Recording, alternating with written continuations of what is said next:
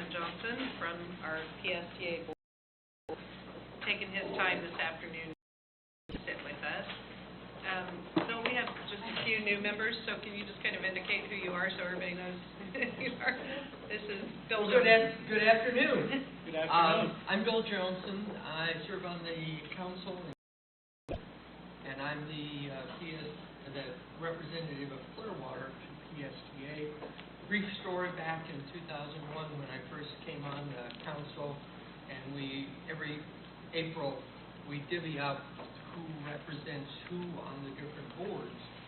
And so we all went along, and then we had this pile of boards. A few boards that didn't have representatives, that people wanted to be on their board. And one was PSTA, and I said, well, I've got a little time, I'll take that.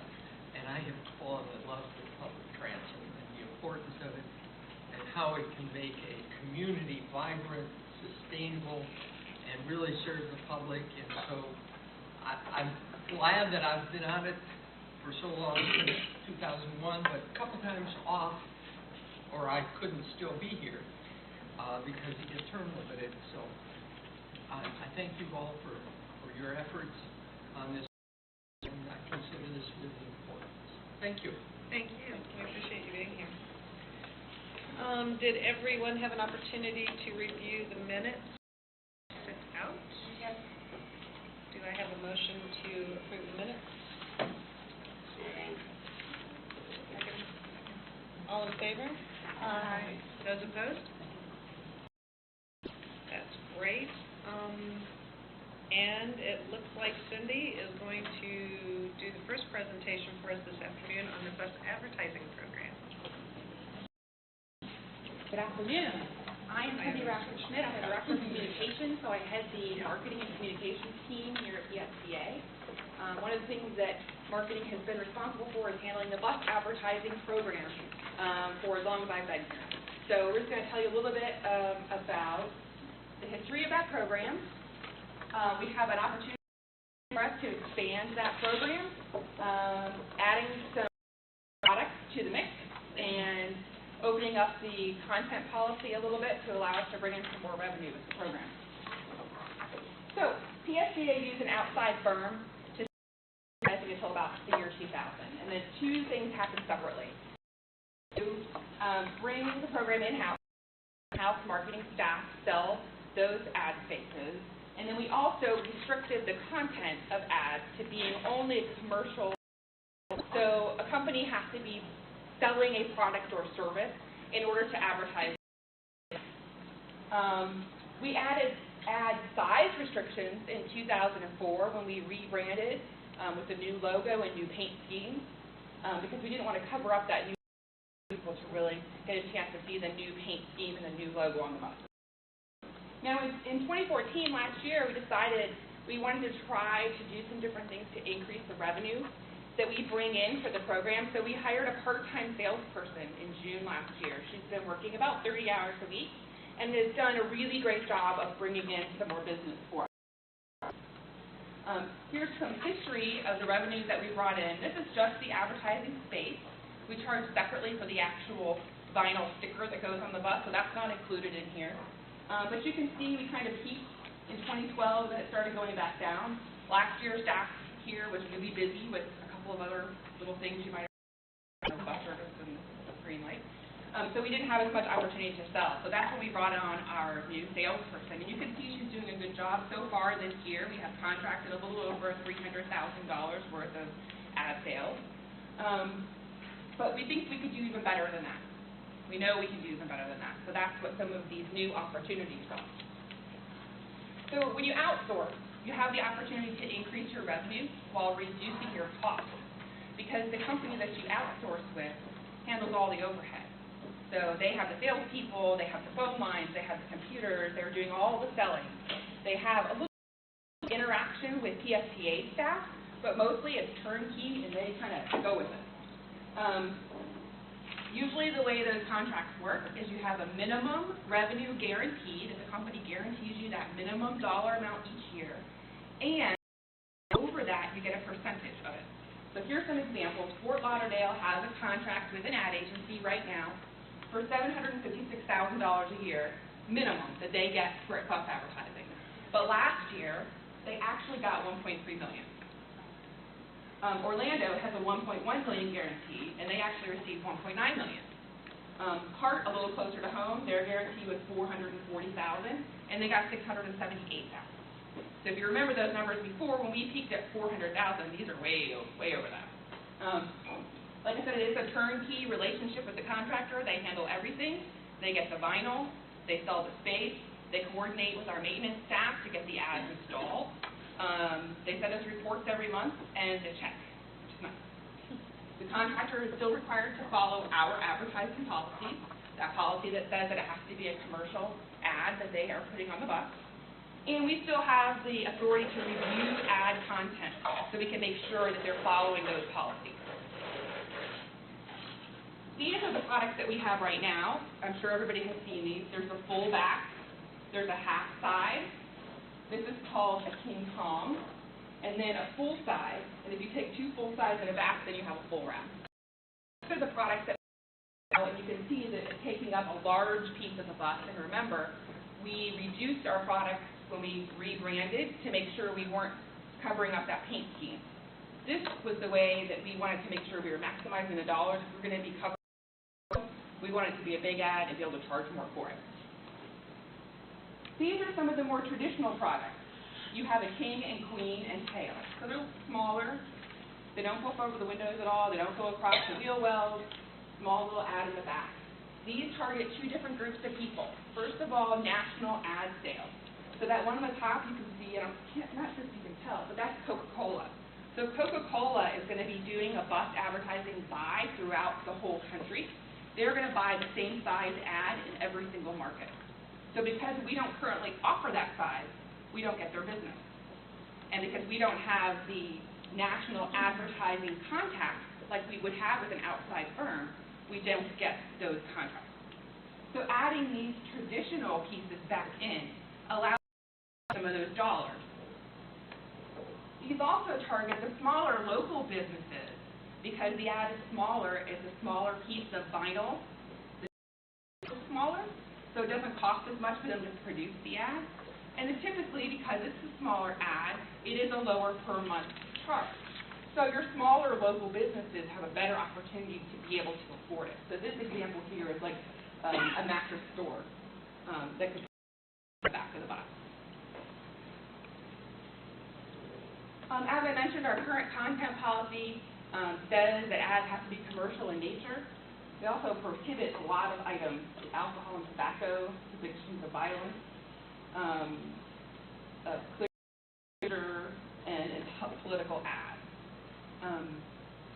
A lot of these restrictions are pretty standard. Some places allow things that others don't. But a lot of them have more opportunity to reach more different places because more kinds of people can buy the ads. So what we would like to think about in the future is allowing us to open up that policy a teeny bit and accept service messages from other government agencies. So these are some examples.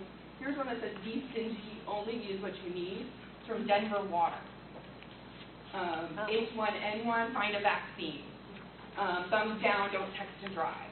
So these are all government-sponsored messages that aren't commercial in nature, but if we opened up a little bit, we have the potential to get dollars. Here's an example. Our budget currently this year is for us to bring in $215,000 in bus advertising revenue. We're going to exceed that, so we'll forget about that for the moment.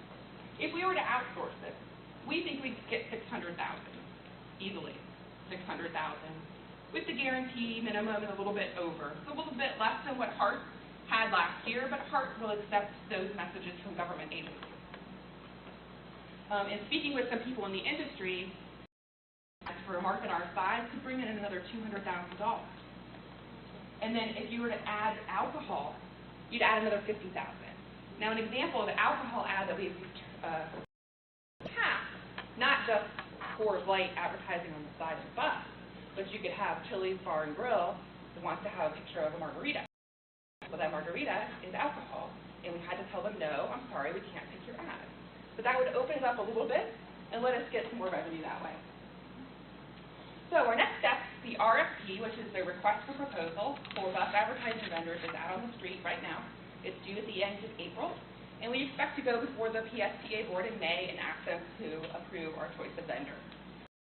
In May, we're going to ask them to adopt a refined content policy that allows us to open that a little bit and get a few more clients that can advertise on the buses. Does anybody have questions? Is that, when you were talking about, are they considering going, allowing, as an example, showing a margarita glass? That's one of the content restrictions that we're considering to allow us to open that up. So that would be a full PSTA board decision whether or not they allow that. Yes, sir? Who's the biggest purchaser of ad space now? For our market or for the whole Tampa Bay? For our market. I think right now we have, that's a really great question. We have, I think there's 10 ads from Morgan & Morgan right now. So they have a lot. We have a really good variety of different kinds of ads right now. We've got some from daycare. We've got some from Largo Medical. Howie's Skin, some sides and backs. I can't remember any of the other ones off.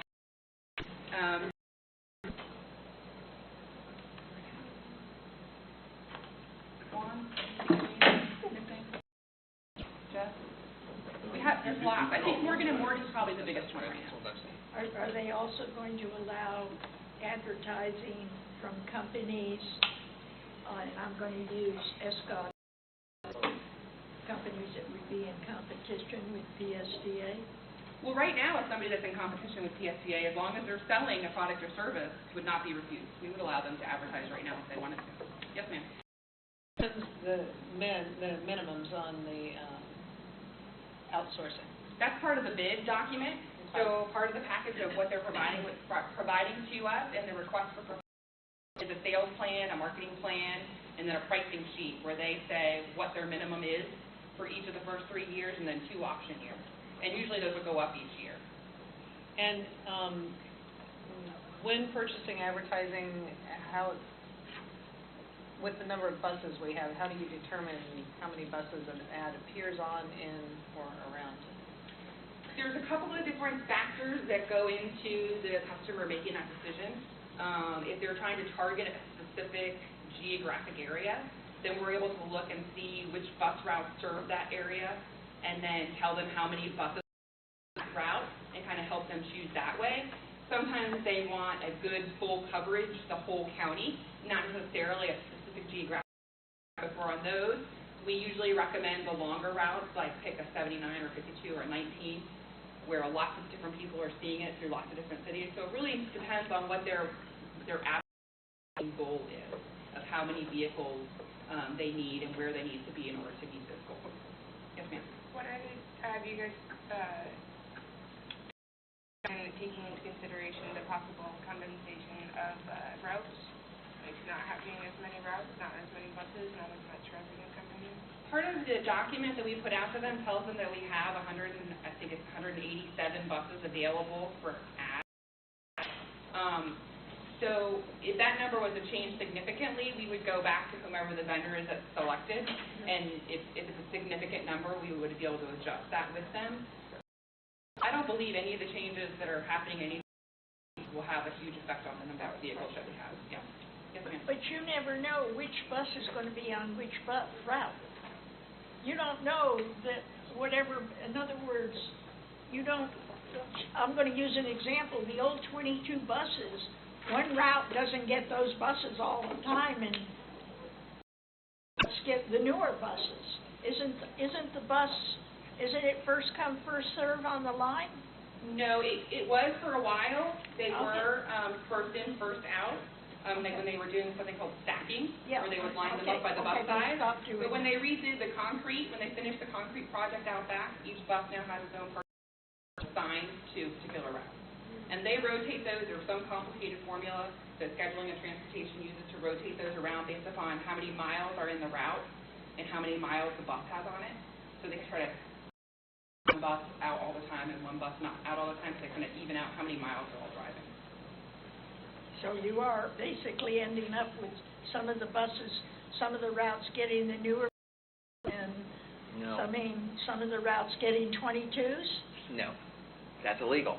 Huh? It's illegal to do that, so we don't do that. Yeah. What I think Cindy said accurately is that there are certain size buses, and we can tell an advertiser generally that if you want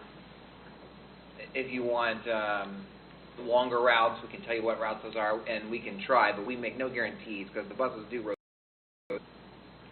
And that's an important point, too. Part of the document that we put out there on the street says we'll make that effort, but our first priority is to have bus service on the road, and the buses need to go where we need them to go. So that's definitely part of their contract that they understand, whomever the vendor is. Any other questions? All right, well, thank you so much. Thank you, Can I Cindy. make a quick comment? Sure, of course. So, I need to come and present this to you, the track committee, this month. As she said, we're doing an RFP right now, and then next month, depending on how that RFP comes back, we may bring it to the PSTA board for approval and possibly modifications to the underlying policy that will ultimately end up in having a lot more ads the buses, different size, but a difference from what you see out there today. From my perspective, as the head of PSDA, this is not our core mission. I personally don't care what is on the side of the bus. I care that we have buses that run.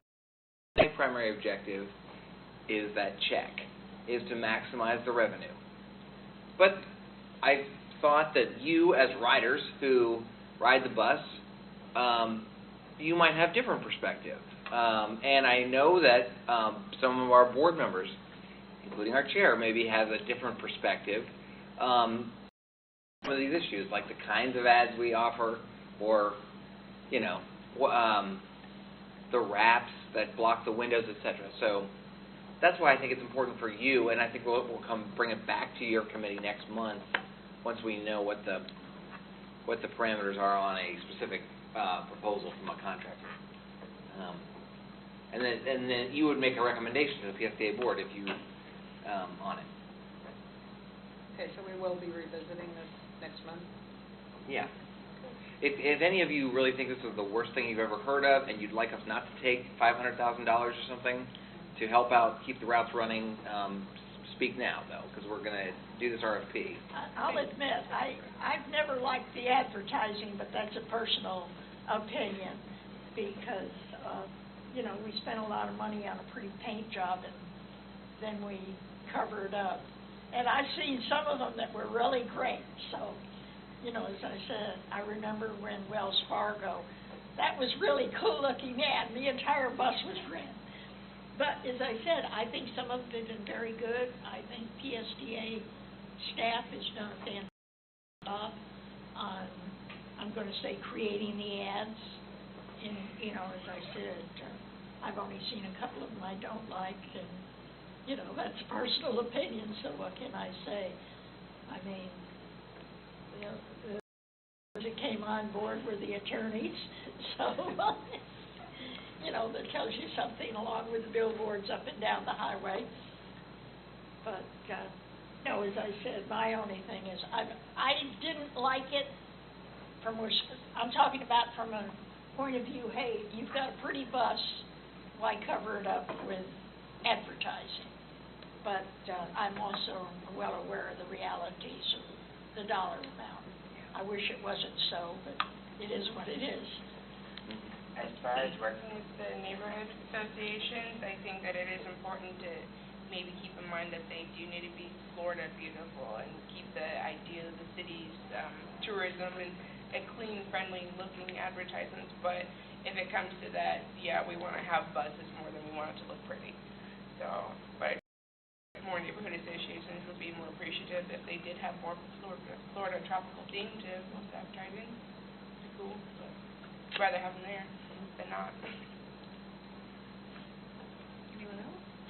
My experience as a parent with the alcohol advertising is that obviously I know that you said that PSTA would have the final say on certain ads and everything, but whether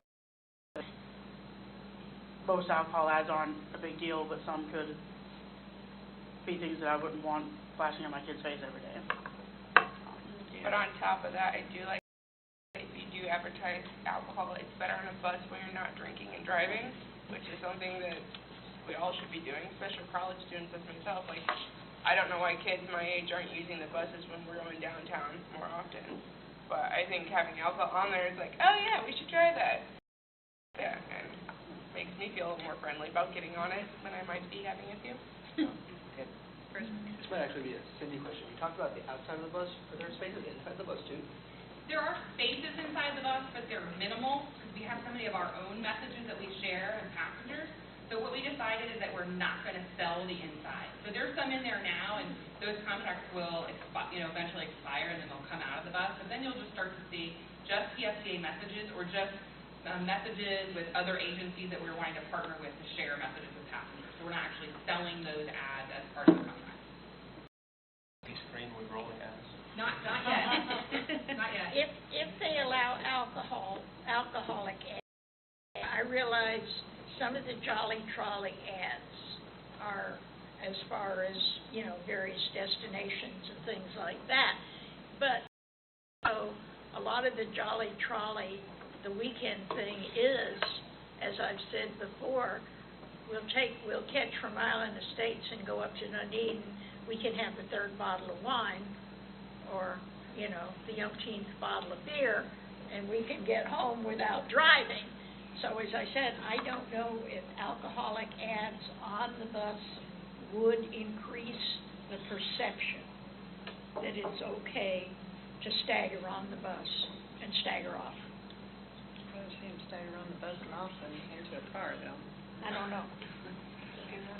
I have to say, as somebody who's traveled a lot in transportation in many cities all over the United States, I've been We surprised. already have some of that now, so. Yeah, I've been surprised that we didn't do more advertising than we've done, and I'm personally am pleased to see you at least examining this as one of the opportunities to increase revenue at a time when we really need to be looking for ways to do this. I think that it's probably going to add a significant amount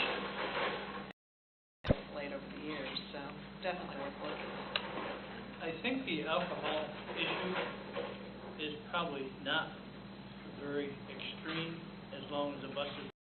That's a good You've point. only Our got a buses couple of cut off buses at that 7. run past 10 o'clock at Yeah, night.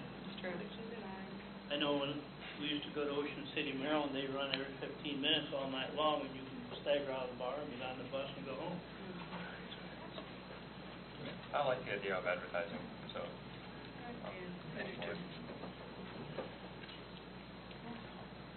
Okay, great. Anyone else before we move on? All righty. We're going to do just a little bit of a switch, if it's okay with everybody. Jeff is going to go ahead and do the Ryder Code of Conduct presentation next, and then we'll have Debbie out. Hi, everybody. Hey, Jeff. One of the inside notices the city was speaking of that's up above the heads of the bus stop customers is the guidelines, the guiding principles that we have on board to help our customers behave on the bus. And ensuring a safe and comfortable ride is a priority here at PSTA, and that's what we want to do.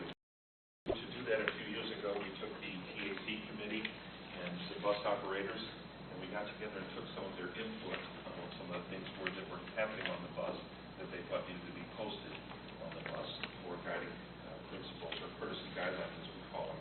If you'll turn to page 17 in your packet, you'll see what's on there today. And I want to start briefly this afternoon regarding these guidelines, get some input from you, and then come back next time with some other information with some other transit authorities, and see if we could blend it all together to get some conduct for our customers to abide by on the bus. But anyway, if you turn to page 17, you'll see what's on the bus now, the courtesy guidelines that we have. And there are 5 points. The first one is bolded before which we ask people to do. Fair. Now, that's not a guideline, that's a law. So that one is enforced by the bus operator. The third point, using headphones when listening to music at a volume that will not disrupt the safe operation of this vehicle.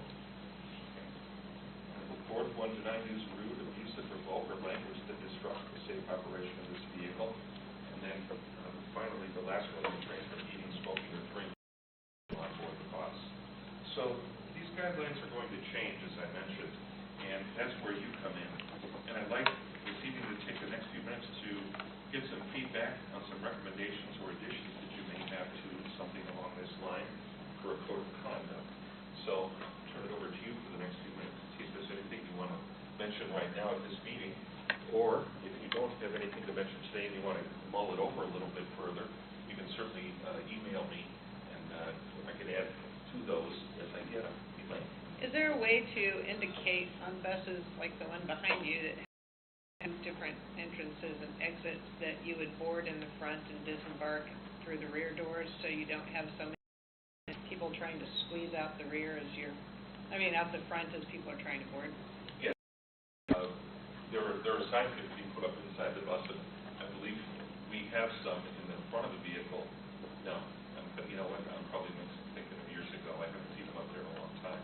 That say that we prefer people to exit to the rear of the vehicle. You want to add anything? No, with that there, we usually don't do that because of ADA. There's people that want to, and because the front does deal and the back doesn't deal. I understand, but these are courtesy guidelines.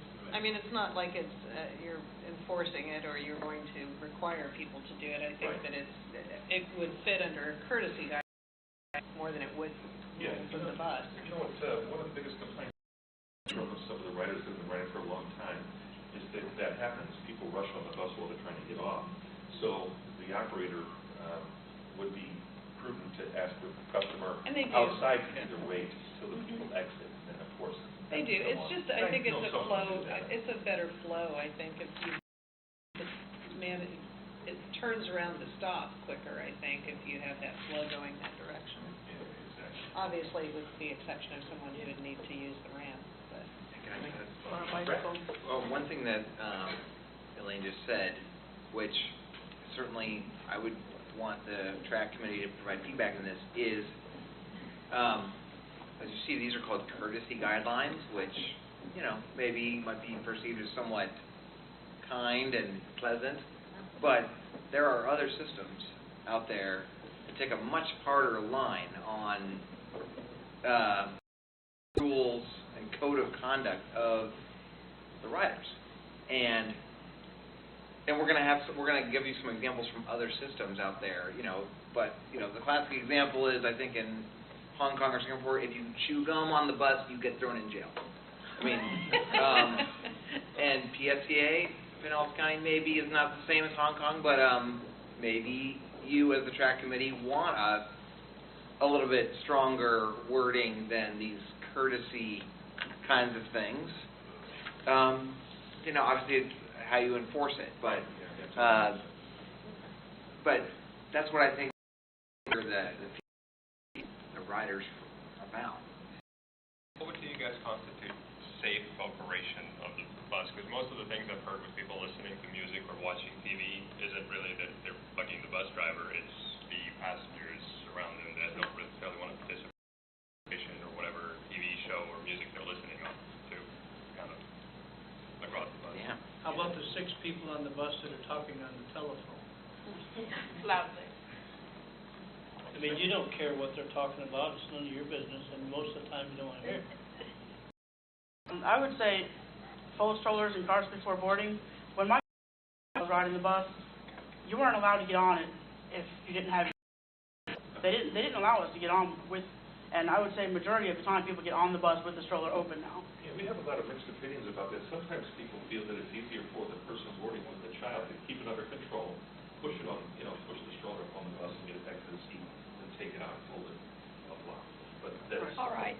I understand that. But the trouble with that is they have to hold the child while they're folding the stroller. Understand?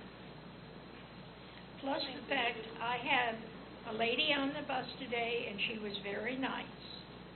And when I was on the first bus I was on the passenger side, so she had her stroller shoved in what I call the closet, where you've got that space on the older buses. The second bus, I was on the driver's side, and she got on. And very nice, and I just, as an example, I said, you do know you're supposed to fold them up. She said, I will never fold up, and she was nice about it, but she said, I will never fold my and shove it underneath the seat. And she had one of the Hummer. You understand, you know what I'm talking about. And there are people that flat refuse to do it. And I know the bus drivers are not going to get in confrontational, most of them are not going to get confrontational because they have a schedule to keep. I have had bus drivers. And where I understand that as far as the strollers and it being easier, it really does slow down the bus a lot. And I've seen the people who bring the babies on the bus and wait to see if the bus driver's going to make them take it out of the stroller. You know what I mean? And it encourages those type things. I personally had the big giant stroller. I was going on the bus, so it was easier to fold up and get both kids on the bus. So, I mean, And it's the same thing with the shopping carts.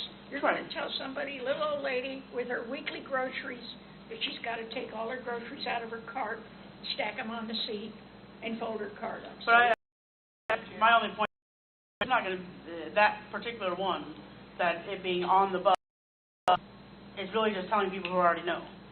Because once you're on the bus, Correct. you know what I mean? If it's at the bus stop, that's one thing, but anybody else that's already been on the bus kind of knows they're supposed to fold it up, but doesn't want to, and that's... I kind of have a question, and when you say the rude and vulgar language, twice last week I actually wanted to get up and move because the fellows behind me were saying some very disgusting things about women, and I didn't want to start it because I couldn't move, but I really wanted to punch him in the face, so it was not a good idea. So I think enforcing it or giving us an can, because I was extremely offended, but I was really happy, but I couldn't move. There was no option. So I think that's a good What would you advise Bethel to do in that situation? Report it to the operator. Because sometimes the operator might not hear it up there. Report it to the operator will let them know that there's a lot of bus, and if they continue, the operator is required to call up the radio communication to the supervisor out there. I mean, is that appropriate? Is it really worth pausing the bus to make a statement? I would want to say mainly yes, so I want to get home. 90% of the time when the operator makes the announcement to them, they usually stop. Well, and I'm betting you're not the only one who is Yeah, offended. thank you, Elaine, that's what I was going to say. Yeah. You're the one that's bothered by that, you know what I mean? So that is something, if you bring it up, that should be dealt with, should stop. Now, granted, people have the right to come on and say whatever they want, they have that right by the Constitution to come on and say whatever they want, but we can't tell them what they can't say. However, if they cross the line, we can. I can turn around and say. I would recommend you have your operator turn around. We don't want it to escalate on the bus. Can I suggest that maybe in addition to paying the correct fare, since these are courtesy guidelines, having the fare out prior to boarding the bus rather than standing at the fare box and digging in your pocket? Yes, to me, that slows down the bus. Most. Considerably. Thank you. Buses with different fares at different times. Sometimes there's mass confusion as to what's discounted, what's not, when it is and when it's not. But even if you already, I mean, a lot of people get on and then start pass in their purse, or they get on and they're trying to find their wallet, their you know, whatever. It's just, if it's at least out and they're ready. Well, in a perfect world, but there are situations where you don't want to have, depending upon what neighborhood you're in, and the darkness of the day or the time of day, and you don't want to be standing there holding money in your hand, or whatever. But yeah. Well, what you've said, I would like for you, if anything, before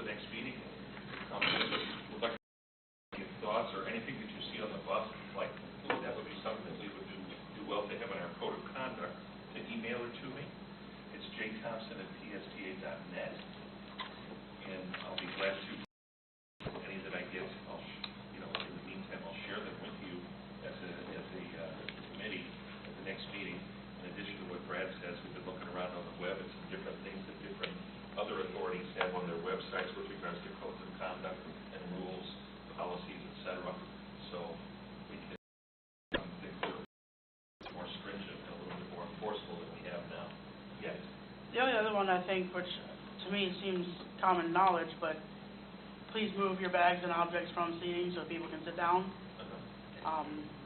It seems like you would know that, but I've seen a lot of times, which, I mean, I sit my bag next to me until I see that the bus is getting full and need to make room for people, but I see a lot of people that don't move until somebody pretty much makes them. It's a common occurrence. Yeah. I was just curious on the more systems that have more stringent guidelines.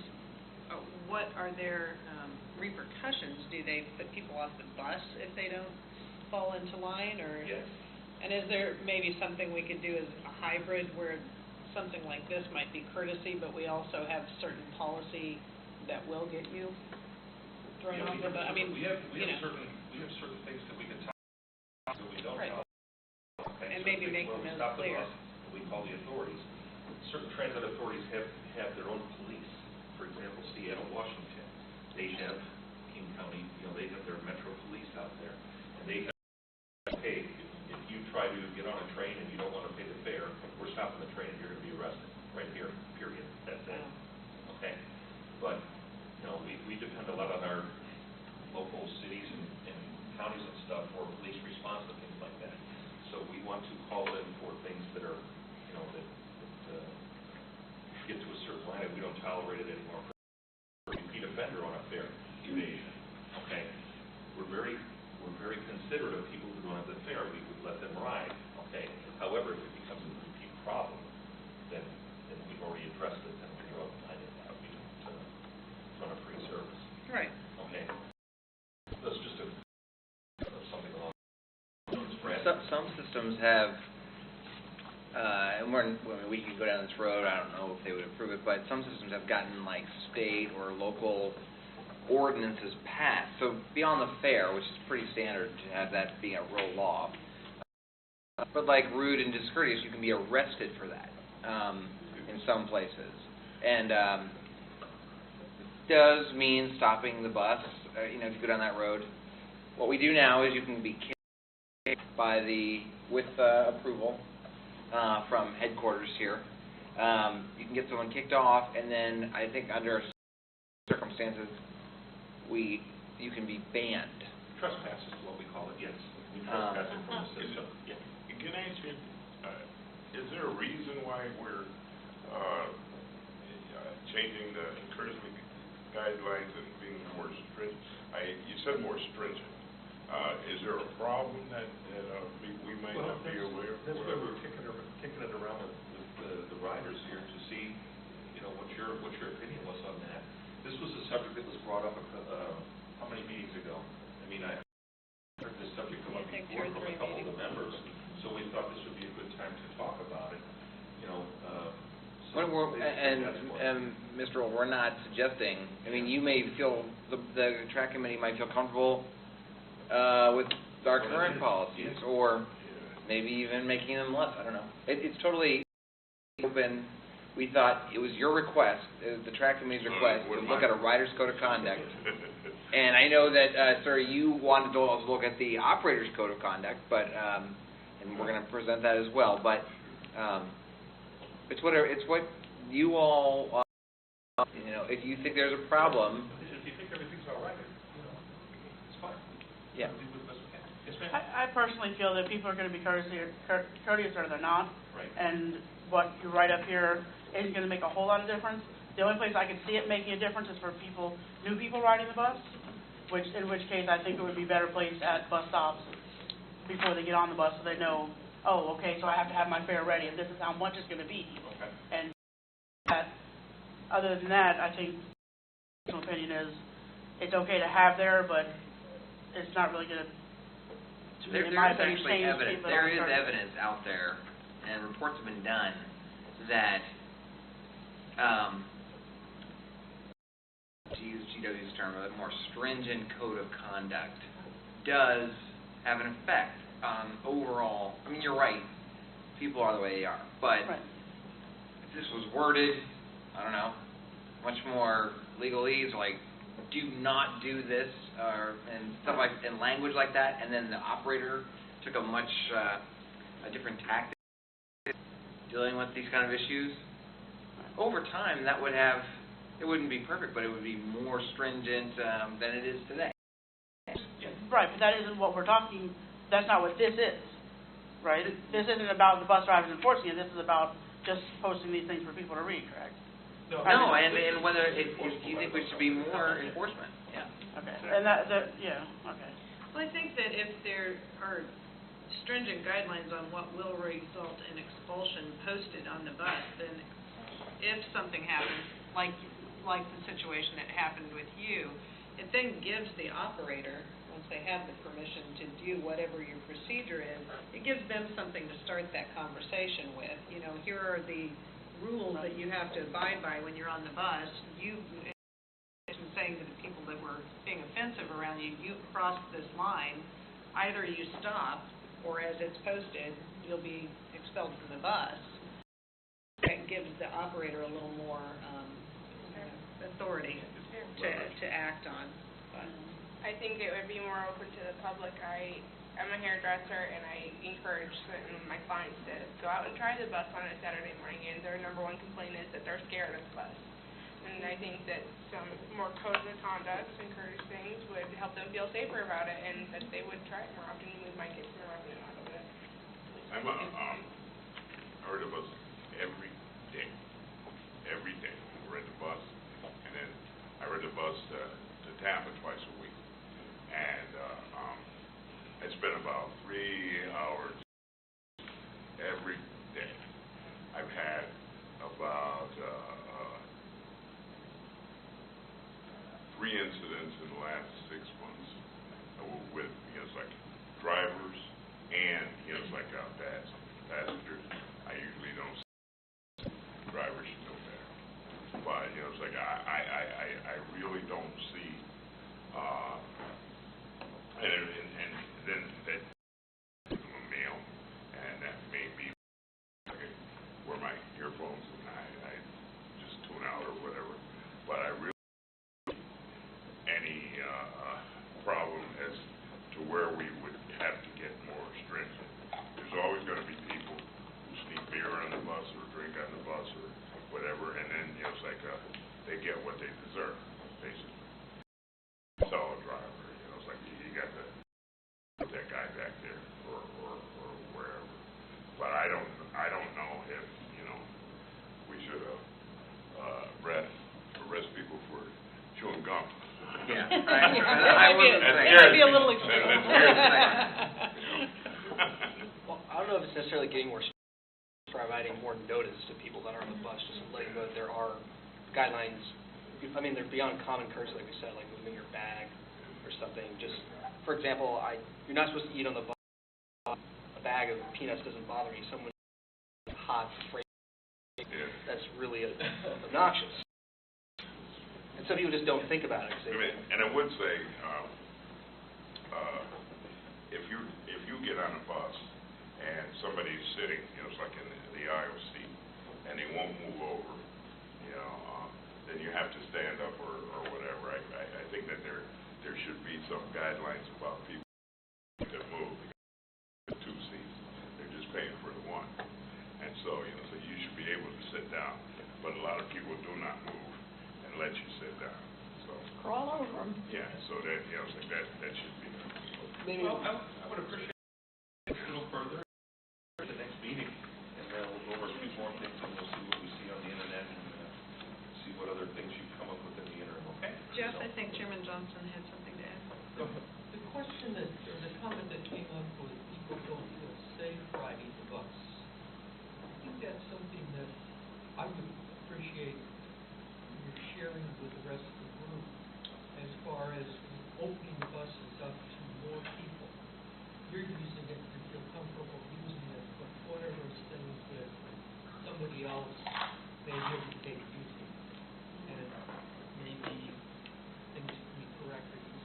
Right. Any comments on that? Oh, you want me to comment on that? Sure. Oh. Is it women that seem to I feel don't this think, way I don't the know if most? it's necessarily women, but I can tell you from the kids that I go to school with, they're overwhelmed with how busy it is, that they have this kind of stereotypical block that it's dirty, it's scary, it's something that, you know, we're not supposed to do because we're almost, you know, folks with cars are anti people who don't have cars, and it's that stereotype. And then I do run into women and younger kids. I wouldn't just say women, I would say young youth, and I deal with more women, I will say that, because I am a hairdresser, but I always try and bring up the bus and see why they don't use it, just because I'm curious. And they will say the number one complaint I do have is because they don't feel safe on it. They don't know how to carry things on it, they don't. That's it. We'd like for you to refer those people to me, and we'd like to take them for a ride, you know, to show them how it is. Well, I do it with them, You do it? Okay, Yeah. great, Yeah. I hope that you would, because, you know, we certainly don't want that image. No, but it's an image that Yeah. you should, that's one thing that with that you can try and change. And that's the kind of feedback that we get from the writers. So, Go ahead, I think this code of conduct is a great thing. It would help them feel, oh, this is something that I do have some rights on. I feel safe and secure of having myself and my children, per se, go on. That'd be good. Some of the things that we tend to forget about because we deal with so much. Every bus has 8 cameras. It's got audio and video recording throughout the entire bus, throughout the exterior of the bus.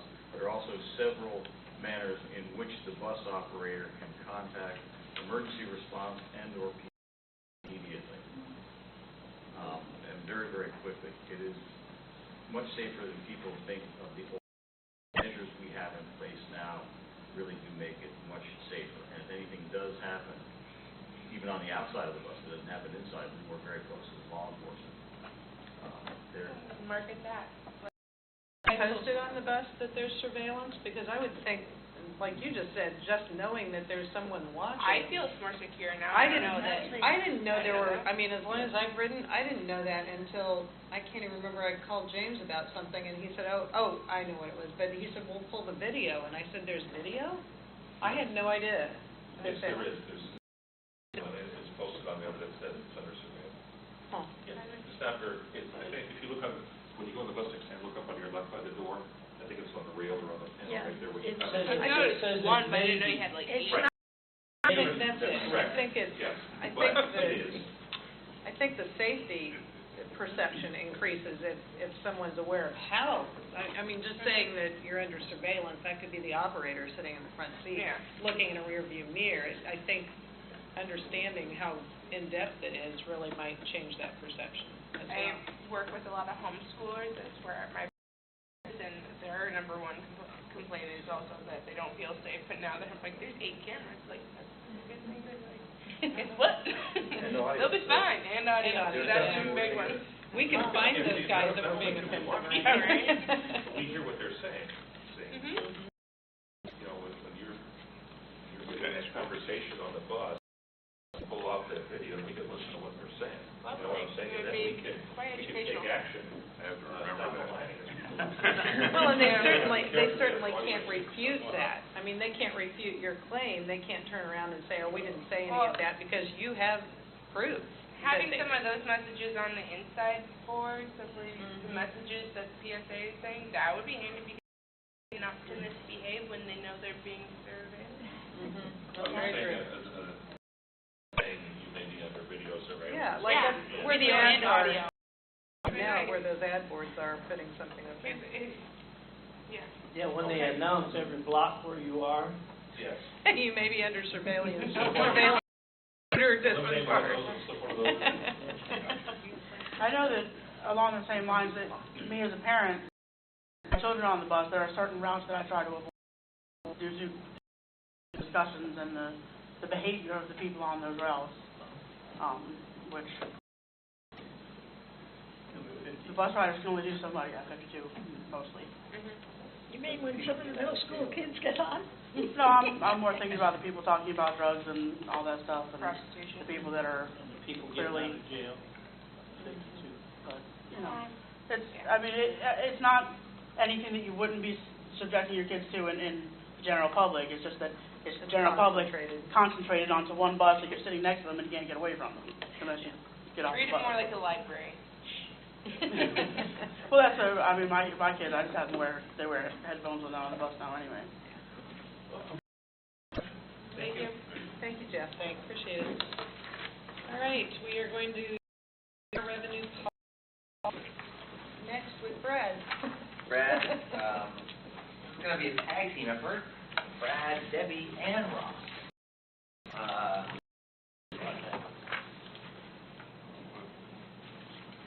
And I don't think I told you the story, but I have to reveal it. I know I told the PSA board. But speaking of sort of enforcement and code of conduct related to fairs, my family went on a vacation last summer to the Grand Canyon, and we stayed one night in Las Vegas. And of course, you know that area. If you know that, it was like about 120 degrees. It was incredibly hot, but it was dry heat.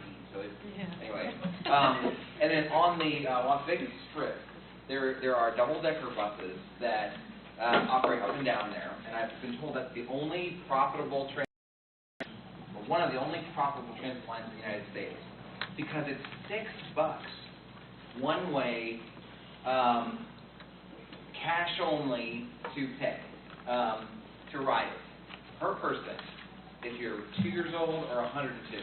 And so my two kids are really transit friendly, so they get on the bus and they just assume Dad's going to pay, and they run to the back of the bus, because the other one's in the back for some weird reason. And so they go in the back, and then I'm there, and I get to the woman, the driver, and I say, "Are you serious? It's $24 for me to go. Just I have 2 kids and my wife, just like maybe not even a half mile." And she's like, "Yeah, $24." I'm like, "Cash?" And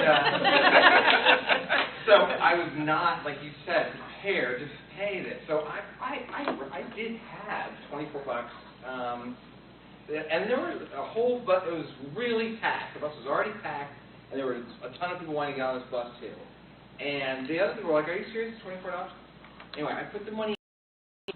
I thought pretty well, and I went the bus through all these people. And the operator, I'm telling you this story as a way of enforcement that we could do at PSTA. I would like to announce to the entire bus and all the people outside that we are going to have to move on, because this gentleman took too long to put his money in the fare box. And all the people waiting outside have to wait in the Las Vegas heat. Bye. No. Oh my gosh. I'm the head of PSTA. And my 9-year-old daughter says, "Dad, you got burned." I know. Oh my gosh. Anyway. Speaking of fairs.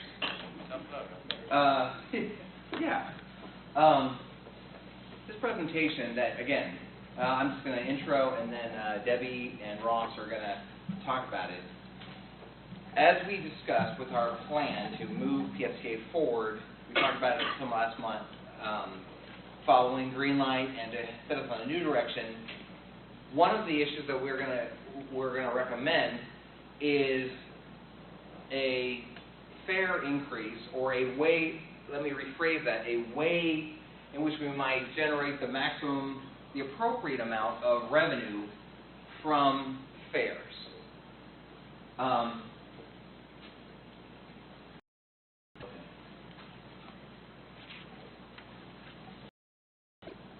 I just moved it. Okay. In the past, at PSTA, and this is a while back, PSTA, if you've been riding for a while, maybe you heard about this or knew about it, PSTA has a very strong focus on maximizing the amount that customers pay. Making sure there's something that we transit industry called fare box recovery. How much of the cost of running the buses is paid for by the fares? Like I said, that Las Vegas route actually generates enough money to actually make it. But that's one of the only routes in the entire United States. Even the PSTA services, they don't. We're doing a good job if they collect a third of the cost of running the bus with the fares. But had a focus on that. I think that largely has to do with our tourist market, and PSTA historically was actually always one of the highest fare revenue systems in the country by collecting money through the fares. But what that has done, what that did over time was obviously kind of ridership on PSTA to what could be afforded. It has actually lagged. Our overall ridership has lagged compared to other transit systems around the country with our high fares. Now, over the last 8 years in a row or something like that, our ridership has been growing. Even through the recession, our ridership has been growing. And we have increased the fares, and our ridership still has been growing. So that has sort of changed. We now, and I think our new direction that the PSTA board wants to take us in, is to be a customer-oriented transit agency. Maybe not always having an increasing ridership, but always focused on the customers. That's like what we just talked about with the code of conduct. Is a fare that is the best for the customers. And that means having different programs like UPass or other innovative programs where maybe the customer is not actually paying it into the fare box, but maybe someone else is paying it on their behalf. It is still a very important part of our revenue stream at PSTA. I mean, we make $14 million a year from fares and UPass program and those kind of fare-like programs. We're going to talk about that. We're proposing an increase to try to boost that revenue in some way. We don't have a plan exactly, but what this presentation is sort of just setting the stage for a process that Ross is going to talk about, where we reach this conclusion that we don't have an answer to yet, but obviously the traffic is going to be very involved with that. So with that, I'll pass it on to Debbie, who is our CFO. Let's see if this is working, if not. Here we go. All right, as Brad said, we are offering new programs, policy changes. We have seen over time here a decrease, a sharp decrease in our revenue per rider, revenue per customers. You can see it's about $1.12. It's not $2, which is our base fare. So we're lowering our price. And this is good news to the rider because essentially you're getting more trips for the same amount of money. But what I'd like to talk a little bit about first is where do we stand as an organization right now with our money, with the money that sits in the bank. And we have several reserves. And I wanted to tell you a little bit about each of them. One is our operating reserve. And what that is we set aside 2 months' worth of our operating expenses. We set it aside in a little kitty, the cookie jars as I call them, in case we need it. Where we are today, but where we are today is you can see our reserve sign and now going up slightly as expenses go up. We also have an insurance reserve. So for all of our claims, for compensation, for our general liability claims, which is when something happens in an incident or an accident, we have set aside money. So that reserve is fully covered for our liability. Our next reserve is our general reserve. It's left over at the end of the day after we collect all of our revenue, we've had all of our expenses. As you can see, our reserves over the last couple of years have gone up in anticipation of green light and having money on hand, assuming green light had passed, to be able to make it until all the taxes would have come in. Well, now we're sitting very well. You can see we actually increased reserve a little bit last year. We anticipate a little bit of a decrease this year to meet our operating needs. And where do all these revenues come from that go into this? Our biggest piece is ad valorem tax.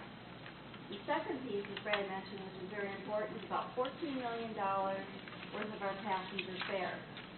To a much lesser extent, we get money from the state, from the federal government, and we also get some minor interest income as the other, and we also get subsidies on the local beach trolley. Excuse me, what is the property tax that most of the municipalities participate in. And it's a small piece, it's .073 mils, which comes out to a very small dollar amount. And but 5 municipalities participate in it. So we do get that, and it's our biggest piece of revenue at about $35.5 million. That's what ad valorem means? It means, property We tax. collect it and dedicated it to us at PSTA. Good question. One of the things that I'd really like to consider as we go through the upcoming budgets and budgets for this year is increasing the fares. Because it's such a big piece of that pie, a little shift up or down makes a huge difference. What I want to consider is increasing it 10% of the average revenue. Earlier slide, that was about $1.12. So when you talk about increasing it 15%, it's not off the base fare necessarily. It's off a lower amount because we're getting a lot of discounts. My goal is to generate an additional $1.2 million in revenue. And what I want Ross to come up and talk about, one of the things that we're looking at is a TD, which is very near and dear to everybody. So I thought it'd be very good if Ross could explain a little bit about what's happening with the TD revenue. Thanks, Debbie. Would you like me to work with Whitman today? I think they have a different volunteer. Oh, all right. Great. Since some of you are new, I'll just introduce myself real quick. Ross Silvers, I'm the mobility manager here at PSTA, and as such, I'm the manager over our DART service for those who can't ride the bus. I'm also manager over the Transportation Disadvantage Program for those with low income. I'll say more about that in just a minute. So, as Debbie was saying, we have indeed, as you all know, a little bit of a fiscal challenge at that point. But I want to talk about kind of the ridership side of it, our customers. So what has happened lately that is different from what's happened before? So one piece Brad mentioned is the youth. And this, just to make sure everyone knows, is where anyone or attends St. Petersburg College or University of South Florida St. Pete or works for the city of St. Petersburg gets to ride our buses for free. But actually, their institution pays PSTA a certain amount of money for them to ride. And so it's a matter of figuring out the right amount of money to charge to recoup for the amount of ridership. And what's really interesting is when PSTA has surveyed people on the UPass program, we found out there are about 50,000 trips happening per month on UPass, which we thought is considerably high. And they're not just taking it to get to school or to the city of St. Petersburg for work. They're taking it to go everywhere, which is fabulous. And of those people, about 61% are people who used to be riding PSTA. So they're still riding it.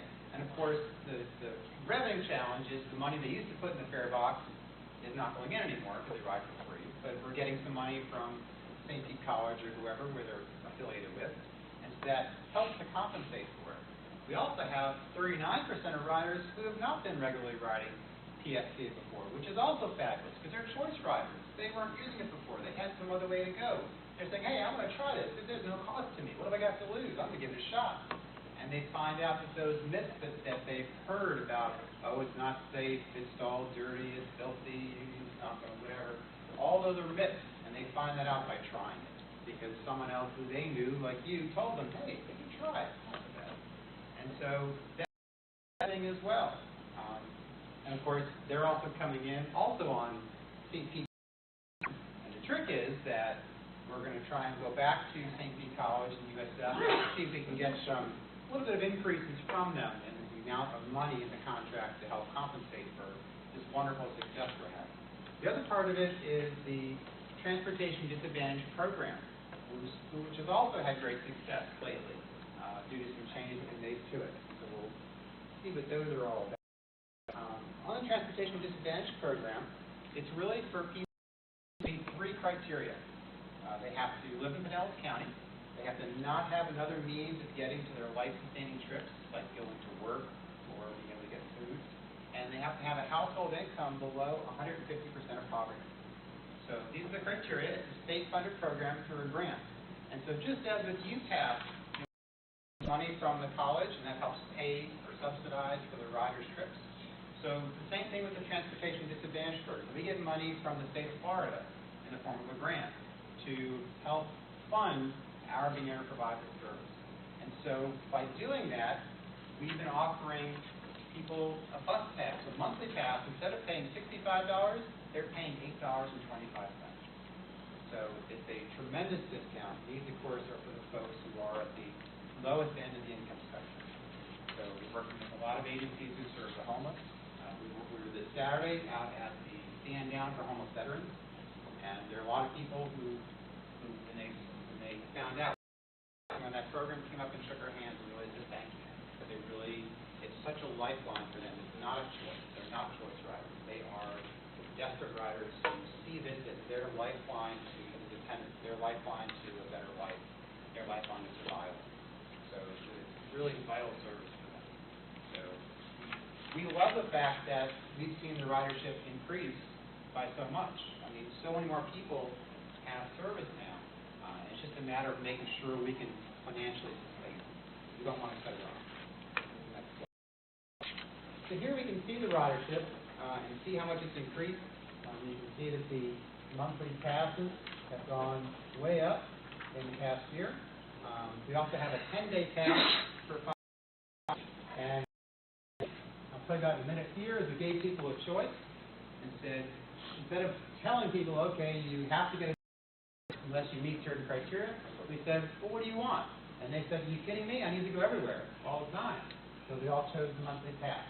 But if you look at it combined, you're looking at about 2,500 to 3,000 passes combined, and now people have about 5,000 passes. So it's a pretty big increase. So the question is, we made some changes that caused this. We gave people a choice. And did we anticipate this happening? Yes and no. The yes part is, what we did is we really were trying to listen to our customers. Our customers were telling us two big complaints. This is back through 2013, before we made these changes in March of 2014. They were telling us, number one, hey, the TV program is wonderful, but half of them are only qualifying for a 10-day pass. And they said, I got more trips. I got to get other places. 10 days every month is just not enough. I'm really stuck. And we need more. And the criteria we were using was they had to fill out this 2-page report every month, listing all the details and contact information for all their medical trips and work trips. And we had to verify them, we had to put it in the computer. It was very labor-intensive for us and for them, and caused a lot of headaches. So we eliminated that form. We said, bye-bye form, see you later. And people were like, thank you. Great response. We also work a lot with, as you imagine, human service agencies, such as the one that WW works for, and they were giving us a lot of feedback as they worked with their clients, saying, not only is this form a problem, people need a monthly pass, but God, it takes like 3 to 4 weeks to get all the paperwork processed and get eligible for the program. And meanwhile, people are desperate. They have no way to get around. They're walking. They can't walk all across the county. And they need this faster. So anyway, we can make it faster. So when we got rid of that administrative burden on us, it helped us speed up the process. And so we were able to cut down the processing time. And they said, this is wonderful. Now we're down to 2 weeks. That's good, but we have people who come in crisis that day. And they need to get somewhere that they got to get to a doctor's appointment. They have follow-up visits after that they have to get to. It's not covered by Medicaid. How are they going to get there? We kind of, and I think someone from the Homeless Leadership Board or one of the agencies said, well, is there any way we could have like a supply of passes given to people? Well, we have to follow the same process as everybody else. We figured out a way to do it. So we had people come in, and GW did this, came in by us, training, so that they could actually have someone walk in off the street in crisis and be able to put them through their intake process. As a part of that, fill out the PD application, send it by email to us. Within an hour, we respond to that email and say, we're good with the same criteria, either yes, they're qualified, or no, they're not. And if it's yes, they have the pass, they give it to them, and they We've had a lot of wonderful successes through the changes that have happened. We're very excited about those. We don't want to take that away from you. So we can do that.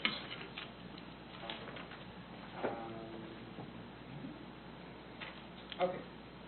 So I think we've already talked about most of this already. We have a state grant that helps provide some funds to make up the difference between that $825 and the $65 in terms of fare recovery.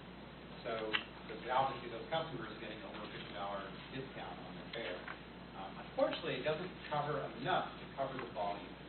We anticipated having people switch from a 10-day to a monthly pass to 2,500 people. What we didn't anticipate was how much the word of mouth would spread, how much the agencies would tell all their clients, and they tell their neighbors. We've doubled the number of people. So people who formerly were doing what they could, paying $4.50 a day, a few days a week, all of a sudden they're not putting that money in the fare box. They're paying $8.25. It's wonderful for them. We love that they have that independence, and we don't want that. But we need to figure out a source to help compensate for that lost revenue. That's really what we're looking at. So part of that is that the way the state figures out how much money we get in our grant is partially based upon how many trips we're providing under the TV program. And so because we're increasing our trips, it will help us to bring down hopefully another $200,000 to $300,000 a year. So that will help. $1.2 million, a little bit, but that's also. And then, of course, TD copays have greatly increased, as you can see here, which is a big help. We have different technology coming up soon, such as we have the smart cards coming, which will enable us to hopefully save on the administrative side, as even the folks in the TD program can get one of these and not have to go wait in line for terminal time. So there's other things in the works, but it is something we are going to have to figure out is how to help mitigate those costs of the lost revenue and still maintain those trips. And then we just have an example of some of the math in terms of seeing the increasing number of trips and what we end up with in terms of what the potential could be. Because the question is, where is the ceiling? And the question is, it's been increasing, and is it going to continue to increase? How much unmet demand is there out there in the market in our community? We've done surveys of how many people are quote-unquote transportation disadvantaged in Pinellas County. The number is much bigger than what we're serving. So, and we look at our ridership surveys, and we see that up to 70% of our riders could meet this criteria. We obviously can't afford to have all 70% paying just $8.25 and getting the same amount of money from the state. We have to figure out some more creative ways of doing it. So these are the challenges that we're facing. So how do we increase that? So we're trying to figure out, okay, as Brad mentioned, we can increase the across the board. But the challenge is we don't want that 70% who might qualify for TD to then say, well, gosh, you raised me from a $65 pass to a $75 monthly pass. That's a tipping point. I can't cover that anymore. I've got to find another way. I've got to get the program. So we have to figure out kind of that balance there. It's a really big part of it. We also, of course, as I said, work with a lot of agencies, and agencies have been very good about respecting the fact that the TD program is reserved for everything that they do in terms of bus passes. They all do buy. We offer nonprofit agencies a 10% discount on all of our regular bus passes. That's always been a nice sized portion of our fare box revenue, and we've told them to continue for our financial health. And so far, they've respected that. We want to see that.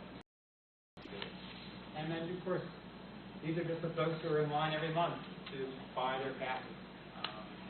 It's so crucial for them. If something happens and they can't make it, to get a call, hey, I was in the hospital.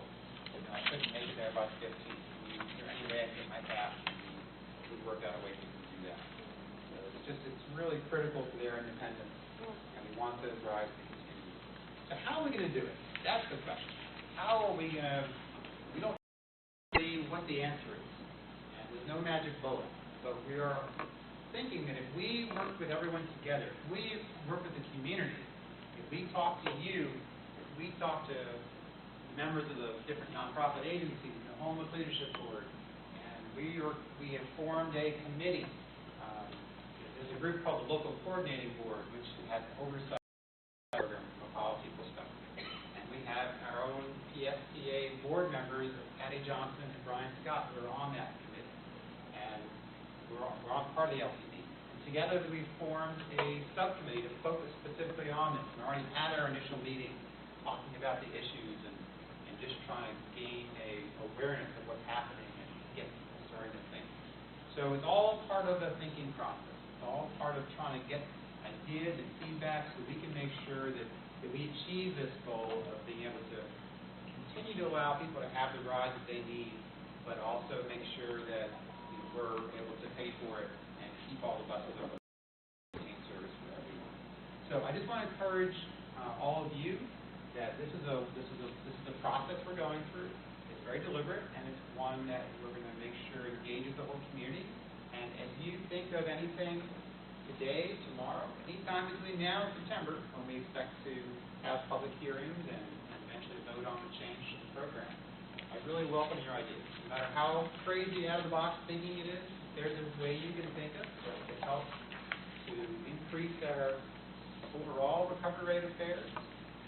PSTA, please let us know. You can contact someone through TRAC, or my email address is rsilvers, rsilvers, @psta.net. Questions? I have a present for you all. Something that a lot of the folks enjoyed at the beginning is that you ride the bus like I do. This is your PSTA bus staff folder. You guys already have these? The George needs another one. Yeah. Yeah, I'll take another one. I I'm love going to that. pass these around. Whoever needs them, please take one. Thank you. So, can I, Yes. I'm just, and I don't know who this is a question for, but I'm just curious what our current fare box recovery ratio is. 112. 24. Yeah. How does that compare to the national average, and how does that compare to our? 14.7 is the national average. Okay, and we're recovering 24.7? That's pretty awesome. 24 to 25, very close to that area. National average, and that was based on 2012 data. Okay, and how does that compare? I know we do the benchmarking, we're part of the benchmarking group. How does that compare to the other in our benchmarking group? We're high. That's awesome. The issue, though, and again, this is a discussion about the process that we get to come up with a way, how can we possibly even increase the revenue? Because what, as Ross has described, there's been a lot of discussions like, oh, we can't touch the transportation disadvantaged bus. The problem with doing that is because of the growing demand and possibly unlimited demand for these, if we increase the regular fare, which is already at a very high rate of $2, that will just send more people to TD, and that will actually lose money. The more we make their other fares too high, and they already are pretty high, and work on this transportation disadvantage program, we'll actually possibly even lose more money. Well, our revenues will go down. We're not going to lose money, but our revenues will go down, and that's why it's so important that we go through this process this summer to do the best we can to manage it. Would you raise the TD fares as well, though, by that 15%? I mean, if you raise it across the board with the TD. We could do that. I mean, we haven't really finalized I mean, it. even 15% at $8.25 a person is, I mean, you're looking at like $10.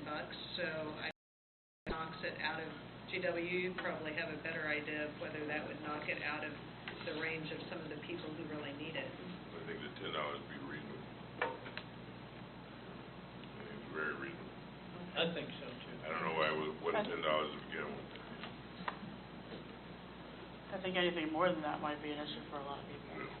But- School, right, the university pass too, do you know if the schools are thinking about making that including my tuition? I mean, I already pay like X amount of scholarships to go to school, and I hope that's going to start pressure, so it's really not. So are they taking portions of my tuition to pay for this program? Because I looked down the list and I didn't see it included, so I'm wondering where that's Or it can coming be from. student fees. Hmm? It can be, or it can be student fees. So that one, It's not break it listed down. out, but it is coming from, But, I mean, it up, because I think a lot of students would be willing to pay for it. You know, if they listed it. we're actually working on that. Right now, it's actually a law in Florida that we cannot, or that community colleges like St. Pete College cannot levy a fee for transportation.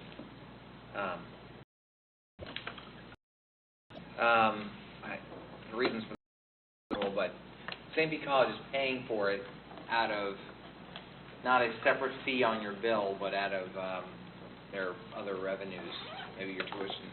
These universities out Florida have that same law applied? Universities do not have that law. Just community college. University. Yeah, just community colleges. When, can I ask when our last fare increase was? 2011.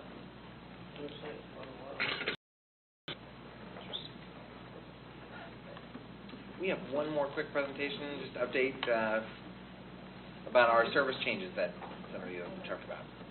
I only had one question. I noticed you had Uber on that. Is that with the assumption that the state of Florida is going to set guidelines or requirements?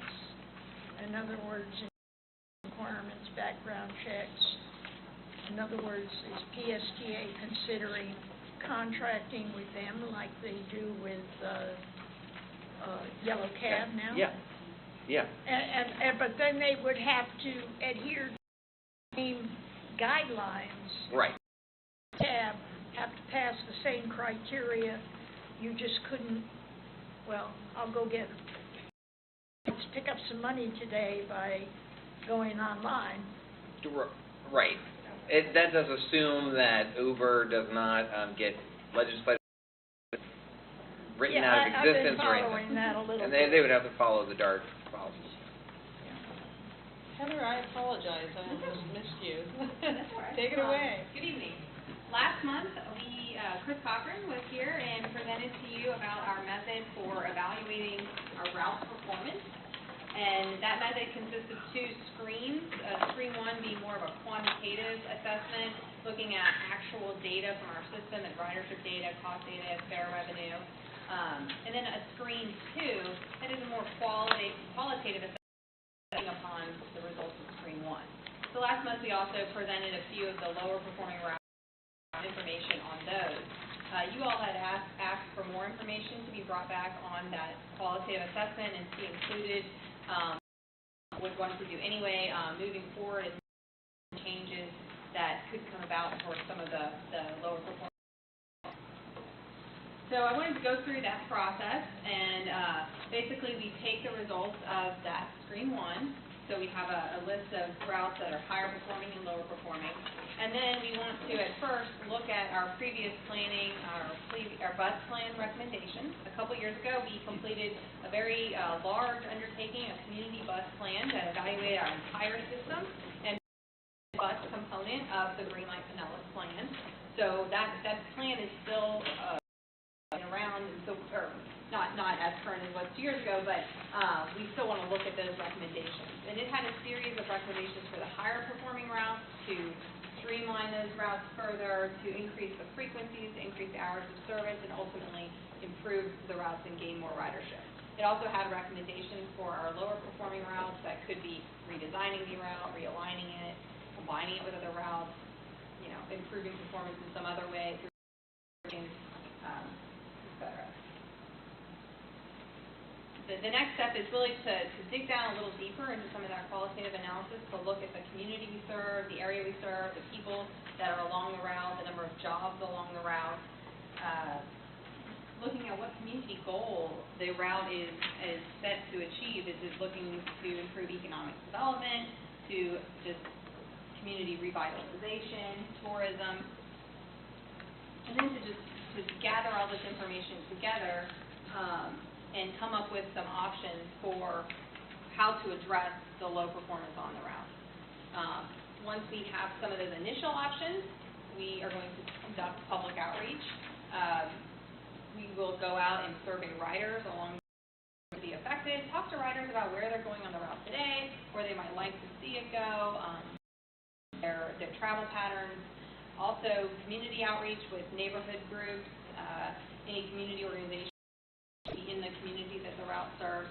And then at this stage, we'd also continue to talk to you all, both as a group, and then if any of you have specific ideas or thoughts about routes, please, call us, call me, the planning department, and we will talk to you, or you can come to us and learn more about your ideas for the route and what you see. Again, I mentioned we will identify options for riders that could be affected, like we had to eliminate a segment, reroute the service, and see what other options are available for the riders that were using that service. And then we will look at the costs and benefits of any changes. The costs to operations, to ridership, additional revenues that might be gained, all those things. Just wanted to walk you through a quick example.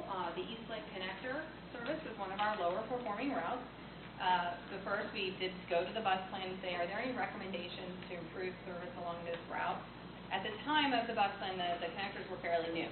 So that in that case, we actually don't have any recommendations to look at the bus plan.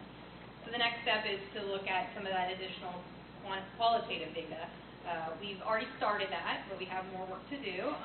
We know now that just by looking at ridership and boarding, so there's really not any section of the route that's better than another section. We also look at the funding of the route. We know that it is grants are eligible to be used on any regional service, so this could be used elsewhere for maybe a higher performing route. And additional analysis still needed on this service.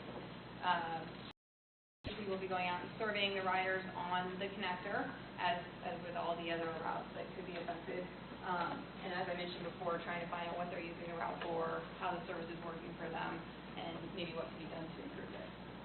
The timeline for these activities for the initial recommendations on the lower performing routes, January through May, as I mentioned, we've already started reviewing the route. We have the results of Screen 1, some of the surveys and analysis. We'll be doing that pretty much through the month of May, with being able to bring back some recommendations in July or some options to the route. And throughout this period, if any of you would like to come and meet with us and talk about ideas for any route, you're more than welcome to, and we'd love to. And that's my really quick presentation. We're at the end of the meeting. Does anybody have any questions? Let me ask you one question. Can they tell when, in other words, when somebody is using a TD pen, all day pass or whatever, can they tell from the fare box, in other words, who's getting on where and how are they paying? Is that option of analysis available? In other words, can you tell, do you know, when you've got 10 passengers getting on, and 5 of them are TD passengers, or monthly passes, can you tell what stop they're getting on? Yeah, yes. You understand what I'm saying? Yeah. That is theoretically possible to do, but we don't really do that. It's very cumbersome because what you have to do is track individual passes and their location.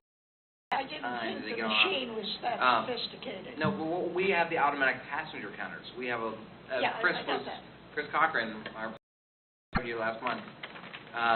When you get on the bus, a laser records you without you knowing that you got on, and then that's GPS located. So we know the number of people getting on and off at every bus stop. We don't know where if you got on at this stop, where you don't know where I got on and where I got off.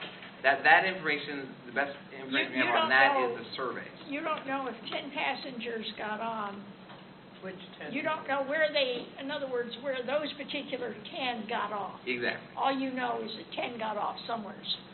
Yeah. And 10 But we've from done some another stop. surveys. We did some surveys with the community bus plan that Heather just told us about, where we did ask people, and we got a huge response of, where are you going? Yeah. We asked, so we know the bus stops that they were going to, and we also asked, where is your ultimate destination? So like where you might be walking or taking your bike somewhere else. So we have that survey data, which is not too old still, which is really good. And that is part of the evaluation I was talking about, is to look through that survey data and in addition to the new rider surveys we're going to conduct. On the bus, it says, I took a bus from here to here, and now I'm getting 19. You don't know how they got to 19, or if they just got off. In other words, 19 was where they started and stopped, or if they had to take another bus to get to 19. To ask that, they ask. Yeah, that's a different survey, but the bus machine itself can't tell that. Anybody else? Thank you, Heather. And I think, do you have anything? No, you can see on your agenda, there's a couple of future meeting subjects to look forward to. Of course, Jeff's going to be back on the Writers' Code of Conduct. You had requested for a customer service training. I think GW had sort of suggested looking at the way we train and our operators. And so we've got that also scheduled for the upcoming meeting. Awesome. I'll land on the future business. Yes. Probably goes with the driver training. The drivers knowing their routes, alternate routes, and having the ability or authority to use would be awesome. One of the last couple of weeks, the 7:30 bus going 300, the DAMP actually made it there after the 8:45 because they went on the bridge, which they were already told was at a standstill, went down to Gandy and hopped up and got there before them. So, stuff like that. And the 4:45 bus leaving from Tampa, I don't think has made it on time, maybe like once in the last 4 weeks. It's become a pretty big gripe on the bus, and most of the folks know I'm on here, so I've been designated to comment on it. Okay, that's great. And who should he work with directly on that, Brent? Our planning department. Yeah. Yeah, I would definitely encourage you to sit down and have a one-on-one with them and see, because you're going to know best what other alternatives might be, and be able to discuss that with them. Yeah, definitely. Thanks for bringing that up. All right, if there's, I think we're adjourned. Thank you.